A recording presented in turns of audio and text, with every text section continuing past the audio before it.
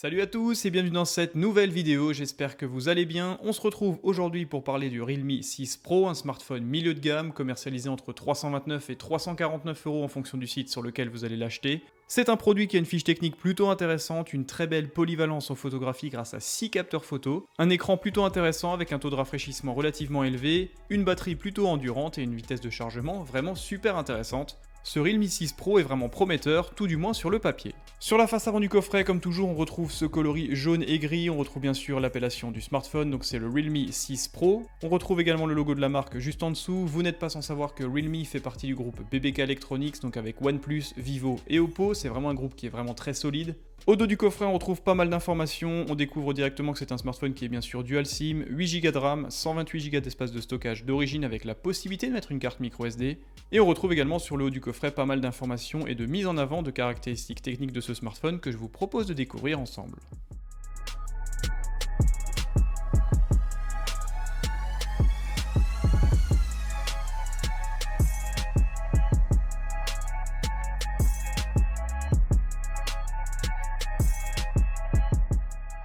A l'ouverture de la boîte, c'est vraiment une présentation qui est similaire au X50 Pro que je vous ai présenté, qui est juste ici dans le coin.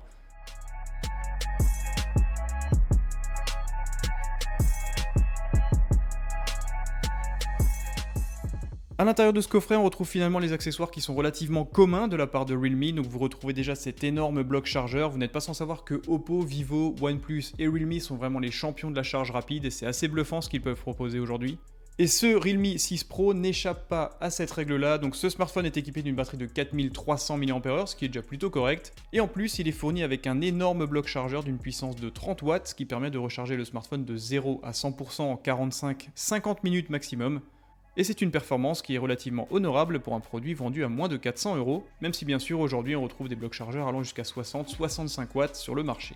On retrouve également dans le coffret un câble de rechargement de bonne section et de bonne longueur, c'est un câble USB-A vers USB Type C 2.0. Vous retrouvez également l'épingle afin d'extraire le tiroir nano-SIM dans lequel on peut mettre deux cartes nano-SIM plus une carte micro SD afin d'étendre la mémoire qui de base est de 128Go. Point intéressant, vous savez que je suis relativement fan de ce genre d'objet, la présence d'une coque de protection dès l'achat, je trouve que c'est super intéressant, surtout sur ces marques un petit peu exotiques qui ont finalement très peu d'accessoires dans les boutiques physiques en France. Et bien sûr, comme toujours, on retrouve un guide d'utilisateur et un document lié à la garantie de ce smartphone.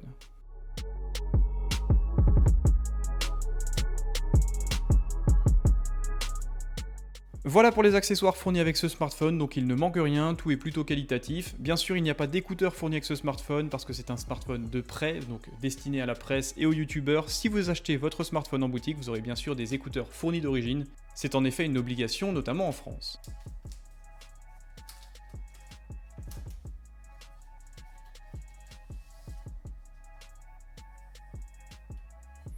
Et voici donc le Realme 6 Pro, c'est un smartphone qui sur le papier, comme je l'ai dit, est plutôt intéressant. En effet, sa fiche technique semble être vraiment assez pertinente par rapport à son placement tarifaire, je le rappelle, entre 329 et 349 euros actuellement. Et c'est un smartphone qui propose un design plutôt réussi dans l'ensemble, même si en termes d'ajustement, d'assemblage et de matériaux utilisés, on n'est pas sur du premium. Clairement, on sent que c'est un petit peu plastique, un petit peu critiquable en termes de finition. Quoi qu'il en soit, ça reste un smartphone qui dans les grandes lignes est plutôt joli et réussi.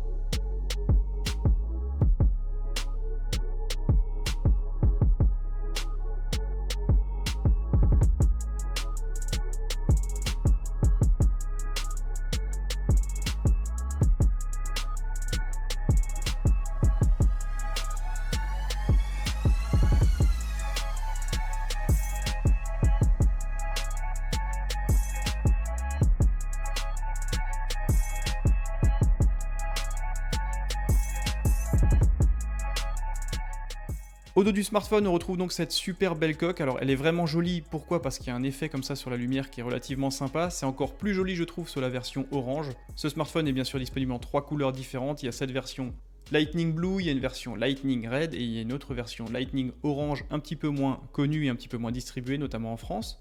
Et l'effet de lumière comme ça sur le traitement à l'arrière est vraiment super sympa, on a un effet comme ça éclair plutôt intéressant. À l'arrière du smartphone, on retrouve donc le logo de la marque, on retrouve bien sûr l'énorme module photo qui renferme 4 capteurs photo, et juste à côté, on retrouve bien sûr un flash LED avec la petite mise en avant de l'intelligence artificielle dans le traitement et dans la capture des photos. Le capteur principal, celui-ci est plutôt connu, c'est un capteur de fabrication Samsung, c'est le GW1, c'est un capteur de 64 mégapixels avec une optique de 26 mm et une ouverture à f1.8, c'est donc le capteur grand angle que vous utiliserez la majeure partie du temps. Une telle définition est bien sûr vraiment utile lorsqu'on utilise la technologie de pixel binning pour compiler 4 pixels en un et générer des photos un petit peu plus propres, moins sensibles au bruit numérique, et cela vous permet de générer des photos en 16 mégapixels un petit peu plus réussies, notamment en faible luminosité. Le second capteur photo est un capteur photo un petit peu plus classique, c'est une focale ultra grand angle, c'est un capteur de 8 mégapixels, 16 mm, ouverture à f2.3, donc vraiment ultra grand angle pour faire des photos assez créatives qui englobent un maximum d'informations.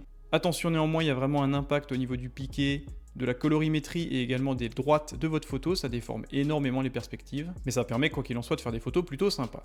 On retrouve ensuite un troisième capteur photo, c'est un capteur de 12 mégapixels, c'est une focale téléobjectif x2, donc une focale de 54 mm avec une ouverture à f2.5. Cette optique permet de faire des photos en zoom x2 sans perte de définition, et ça c'est plutôt intéressant.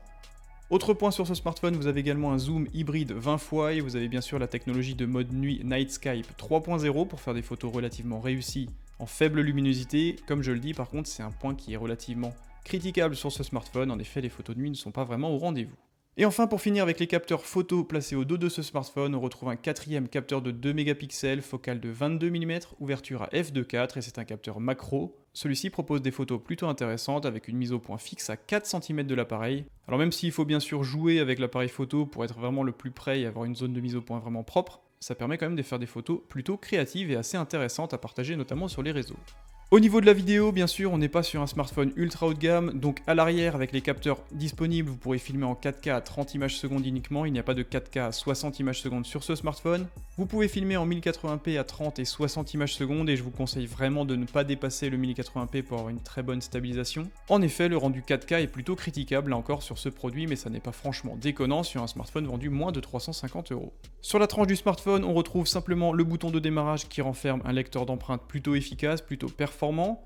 Sur la tranche inférieure, on trouve bien sûr une grille pour le haut-parleur, alors ça n'est pas un système stéréo, il n'y a qu'un seul haut-parleur sur ce smartphone. Celui-ci est néanmoins compatible Dolby Atmos et son haute résolution, donc le son est encore acceptable pour un smartphone à ce prix-là. Vous avez la connexion USB Type C 2.0, on retrouve un microphone extérieur, et bon point sur ce téléphone, on trouve encore une prise mini jack 3.5.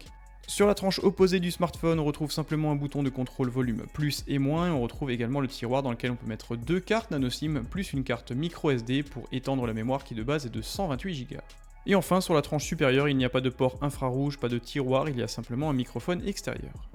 Sur la face avant de ce smartphone, on retrouve la pièce maîtresse, cet énorme écran de 6,6 pouces, c'est vraiment un très grand écran je trouve, définition Full HD+, donc du 2400 pixels par 1080 pixels. Cela vous offre une définition de 400 pixels par pouce, donc une définition relativement acceptable, une finesse d'affichage tout à fait appropriée à l'utilisation d'un smartphone. Petite déception en termes de technologie, ça n'est pas une technologie AMOLED ou OLED, il faut se contenter d'une dalle IPS LCD sur ce smartphone. Par contre, point intéressant, le taux de rafraîchissement est de 90 Hz, ce qui est plutôt agréable, ça apporte quand même une fluidité relativement appréciable, notamment dans la navigation sur l'OS. Au niveau de la protection, c'est là aussi plutôt intéressant, on a un film de protection qui est posé directement en usine de manière plutôt propre, ce qui est toujours sympa, et en plus l'écran juste en dessous bénéficie d'une protection Gorilla Glass de niveau 5. Comme la plupart des smartphones aujourd'hui, on retrouve également 2 capteurs photo sur la face avant, donc 2 capteurs photo directement intégrés dans ce poinçon. Le capteur principal est un capteur de 16 mégapixels optique à ouverture f2 avec une focale de 26 mm, c'est un capteur de fabrication Sony, il s'agit du IMX 471, donc ce sera le capteur grand angle utilisé la plupart du temps pour les photos notamment selfie. Et juste à côté, pour des photos un petit peu plus créatives, on retrouve un deuxième capteur photo de 8 mégapixels, c'est une optique ultra grand angle, donc 17 mm, avec une ouverture à f2.2 pour faire des photos de groupe par exemple. Et enfin, pour finir avec ces 2 capteurs photo, vous êtes limité à du Full HD 30 images secondes et du 720p à 30 images secondes également. Au niveau des performances, c'est un smartphone qui est encore une fois dans l'air du temps, vous retrouvez un processeur Snapdragon 720 en version G, vous trouvez également un GPU Adreno 618, 8 Go de RAM en version LPDDR4X et vous avez également 128 Go en version UFS 2.1 avec la possibilité de mettre une carte micro SD pour étendre la mémoire.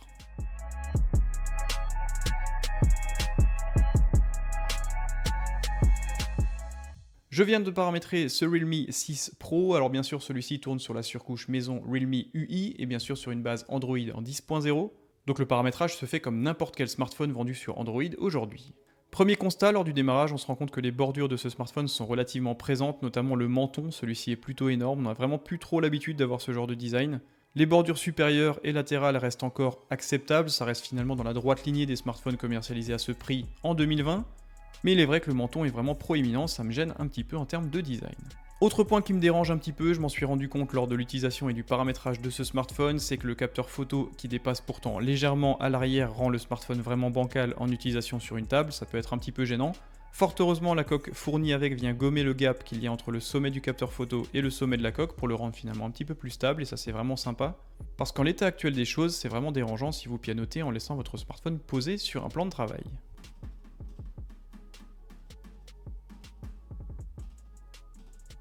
Au niveau des performances, c'est un smartphone qui est finalement très performant, il est un petit peu dominateur sur son marché, le processeur Snapdragon 720G est vraiment véloce, le GPU Adreno 618 permet quand même de belles performances graphiques, ça c'est toujours très intéressant, et le fait que cet écran propose un taux de rafraîchissement à 90 Hz, ça renforce encore un petit peu cette impression de fluidité, c'est vraiment super sympa. Au niveau de l'autonomie, je vous en ai parlé, c'est vraiment un point fort sur ce smartphone, vous avez une batterie de 4300 mAh. Sur les tests qui ont été faits par les principaux testeurs en termes d'autonomie, il tient quasiment 3 jours, c'est plutôt intéressant, donc vous pouvez partir tranquillement sur 2 jours d'utilisation intensive. Temps de chargement, là encore au rendez-vous, 0 à 100% en 45-50 minutes, donc c'est vraiment super appréciable. Gros point fort sur ce smartphone, vraiment l'autonomie et la vitesse de chargement. Bien sûr, comme la plupart des smartphones proposés par ce groupe, BBK Electronics, il n'y a pas non plus de charge sans fil, mais vu à la vitesse à laquelle il se recharge avec son câble, ça n'est pas franchement un point négatif. Au niveau des paramètres généraux de ce smartphone, vous avez bien sûr un module Bluetooth en version 5.1, vous avez également un module NFC. Au niveau de l'étanchéité, il y a un petit mystère qui règne parce qu'il n'y a pas de certification officielle IP67 ou IP68 sur ce produit. Quoi qu'il en soit, si vous allez sur le site officiel de Realme, on retrouve le smartphone présenté avec des projections d'eau, etc. Donc, est-ce qu'il y a quand même une protection native? Je ne sais pas. Quoi qu'il en soit, n'allez pas le mettre dans l'eau dans le doute, ça serait quand même dommage de l'endommager. Reproduction audio, ça n'est pas le point fort de ce smartphone là encore, il n'y a qu'un seul haut-parleur, celui-ci est compatible Dolby Atmos et son haute résolution.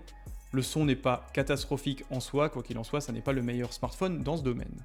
Et enfin, au niveau des connectivités, comme je vous l'ai dit, connecteur USB Type C 2.0 et point intéressant, maintien de la prise mini jack 3.5 sur ce smartphone. Au niveau de la finition et de l'ergonomie, comme je vous l'ai dit, c'est un smartphone qui ne fait pas ultra qualitatif en main, le dos est en plastique, il est vraiment super sensible aux traces de doigts. Le taux d'optimisation de la face avant n'est pas catastrophique, mais le menton est quand même relativement énorme. Couplé à un écran de 6,6 pouces, ça en fait un smartphone quand même relativement massif, celui-ci fait près de 200 grammes. Donc si vous êtes fan des petits smartphones, celui-ci n'est clairement pas fait pour vous. Et pour ma part, je reste un petit peu déçu par rapport aux matériaux utilisés et aux qualités d'assemblage, même si bien sûr il n'y a rien de rédhibitoire, ça n'est pas non plus catastrophique, mais j'avais été tellement agréablement surpris par le X50 Pro que je pensais que celui-ci serait un petit peu plus abouti. Ce smartphone, je m'en suis servi donc pendant quelques jours, je peux vous faire quand même un petit rétex des points forts et des points faibles. Premier point fort, ce sera son écran, même si ça n'est pas une technologie OLED ou AMOLED, la luminosité maximum est quand même très appréciable, les couleurs sont bien gérées. Le taux de rafraîchissement de 90 Hz apporte une belle fluidité, notamment dans l'interface, donc c'est vraiment un smartphone qui en termes d'affichage est plutôt bon pour le prix auquel il est proposé. Les performances sont également plutôt excellentes par rapport au segment et au placement tarifaire de ce smartphone. Le processeur Snapdragon 720G est vraiment plutôt véloce, un petit peu au-dessus de la concurrence et en termes de fonctionnalité ça apporte vraiment une très belle fluidité là encore. Troisième point fort, ce sera bien sûr l'autonomie et la charge, je vous en ai parlé, 4300 mAh, 0 à 100% en 45-50 minutes. Vous pouvez partir sur 2 jours et demi d'utilisation sans problème et ça c'est vraiment super sympa. Et enfin le dernier point fort, ce sera la polyvalence photo. Alors bien sûr, polyvalence ne veut pas dire qualité, ça c'est deux choses qui sont complètement différentes, quoi qu'il en soit, vous pourrez créer toutes sortes de contenus photos et vidéos, ça reste bien sûr très intéressant, notamment à ce prix-là. Et pour un public jeune qui cherche à partager ses photos massivement sur les réseaux sociaux, ça fait malgré tout un taf plutôt qualitatif.